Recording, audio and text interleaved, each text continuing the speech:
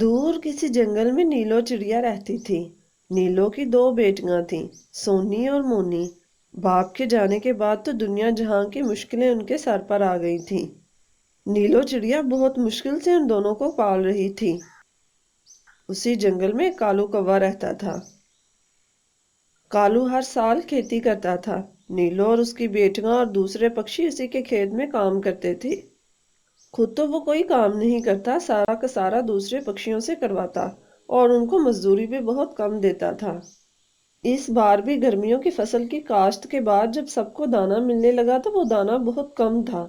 کالو، یہ اناج تو بہت کم ہے۔ تم نے اس بار کہا تھا کہ اناج زیادہ دو گے۔ زیادہ اناج کہاں سے دوں میں؟ خود بھوکا رہوں کیا؟ اور ویسے بھی اس بار فصل اچھی نہیں ہوئی۔ اگلی بار جب اچھی فصل ہوگی تو لے لینا۔ تم اسی طرح کہتے ہو، ہم تمہارے ساتھ کام نہیں کریں گے۔ یہ کہہ کر وہ سارے چلے جاتے ہیں۔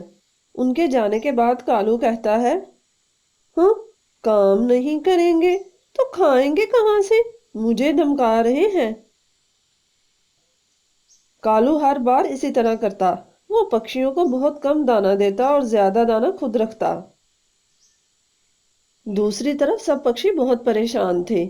وہ سب نیلو کی طرف جمع ہوتے ہیں۔ نیلو بہن، یہ کالو تو باز نہیں آئے گا۔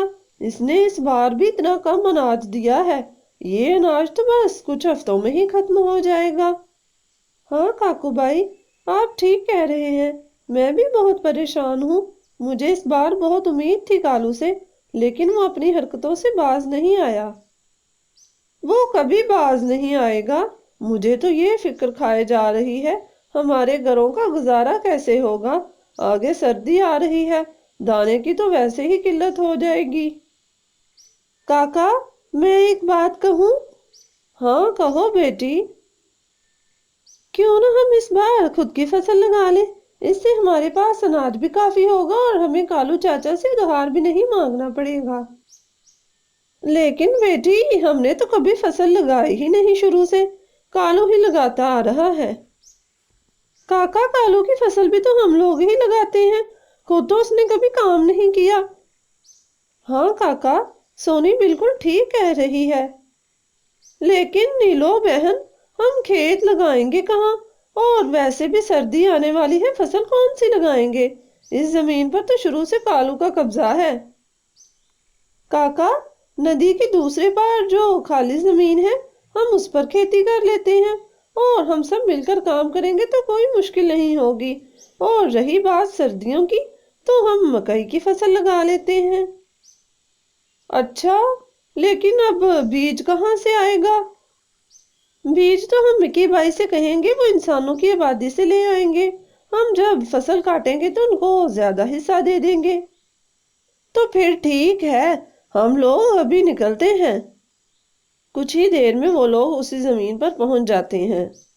وہ سب مل جل کر کچھ ہی دنوں میں فصل لگا لیتے ہیں۔ کالو کو جب اس بات کا پتہ چلتا ہے تو وہ کافی غصہ ہوتا ہے۔ یہ کیا؟ ایک تو اس نیلو کو سکون نہیں، اب میرا کیا بنے گا؟ کون میری فصل لگائے گا؟ پہلے تو یہ لوگ مجھ سے مانگنے آتے تھے، میری منتیں کرتے تھے، اور اب مجھے ہی ان سے لینا پڑے گا۔ اوپر والے، یہ تیرا کیسا انصاف ہے؟ اس کے پیچھے ہی کاکو کھڑا ہوتا ہے۔ وہ کہتا ہے، بالکل ٹھیک انصاف ہے اوپر والے کا، تمہارے ساتھ یہی ہونا چاہیے، اب یہی ہوگا۔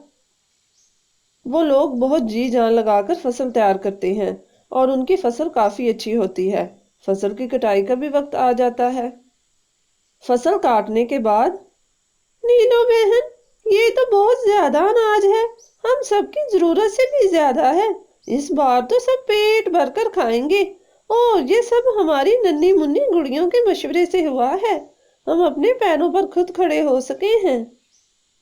لیکن کاکو بھائی، ہم باقی اناج کا کیا کریں گے؟